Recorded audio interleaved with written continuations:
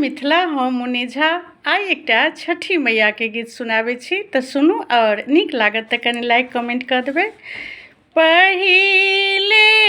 पहिले हम कैली छठी मैया बरत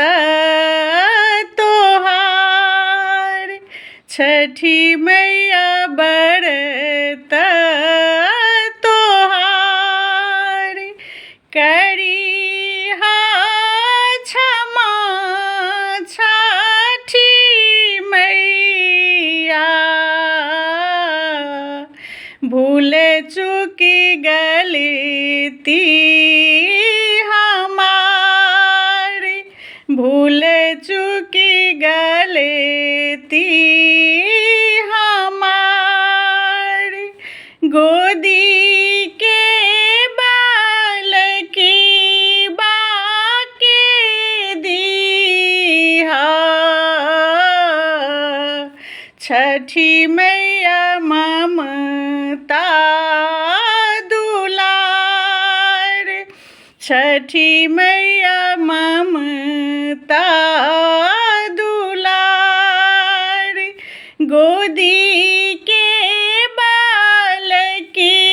बाके दीहा, छठी मैया ममता दुलार, पिया के सिनहिया बनैहा, मैया दिहा सुख सार, मैया दिहा सुख सार, पिया के सिनहिया बनैहा, मैया दिहा सुख सार, नारियल केरी बाघोदीबा,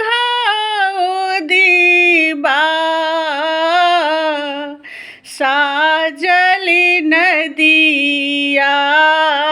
किनार, साजल नदिया किनार, सुनिहा अरजी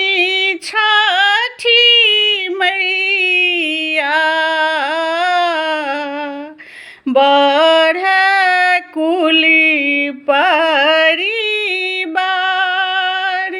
बढ़ कुल परिवार, घाट सजवल मनोहर, मैया तोरी भगती अपार, घाट सजवल मनोहर, मैया तोरी भगती अपार, लीहिया रघी छठी मैया, दीही आशीष हजार, दीही आशीष हजार, लीहिया रघी छठी मैया, दीही आशीष हजार, पहिले पहिले हम कैनी छठी मैया बरत तोहार, छठी मैया बरत तोहार, दीही आशीष हजार।